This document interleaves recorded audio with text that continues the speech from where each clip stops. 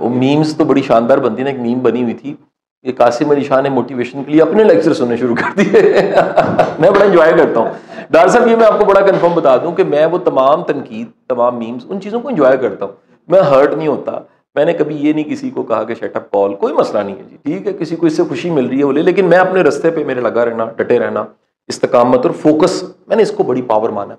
تو اس میں جو سب سے زیادہ مؤثر ٹیکنیک ہے نا, وہ ہے لیٹ گو کرنا, اگنور کرنا. آپ جب بھی انگیج ہو جاتے ہیں نا تو آپ کی انرجی ڈرین ہو جاتی ہے.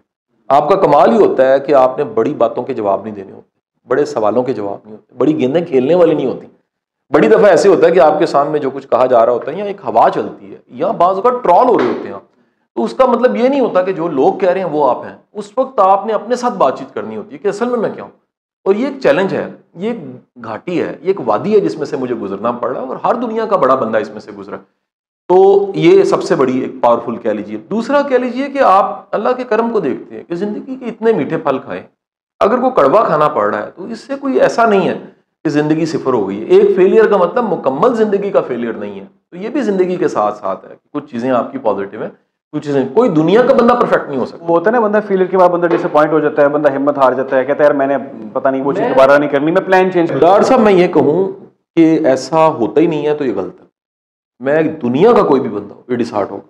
دنیا کا کوئی بندہ, میں ہوں, کوئی بھی ہو, وہ کبھی نہ کبھی لین پیچ آئے گا, ٹف ٹائم آئے گا, کوئی ایسا, کوئی کہہ لیجیے گرے پیریڈ لائف کا آ جائے گا, تو اس میں ایسا ہوگا. اور ہوا میرے ساتھ.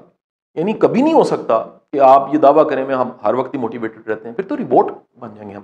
انسان جو ہے نا, اس کے موڈ 16 ہیں, اس کی ایموشنز 27 ہیں, اس کی اسٹیٹ آف مائنڈس کتنی ہے, اس کے مزاج میں کتنی چیزیں ہیں, وہ کتنا کچھ باہر کی جنگیں لڑتا ہے, کتنے باہر کے موسموں کو دیکھتا ہے, اندر کے موسموں کو دیکھتا ہے. صحت اس کی اوپر نیچے ہوتی رہتی ہے, اس کی حالت, جسم کے قوا جو ایک جیسے نہیں رہتے. تو یہ نہیں ہو سکتا کہ ایک سے رہیں آپ ٹریک سے ہٹ جاتے ہیں بعض اوقات, آپ ٹریک سے ہٹ کے پھر ٹریک پہ آ جاتے ہیں. مشکل وقت آ رہتا ہے, آسانی بھی آ جاتی ہے.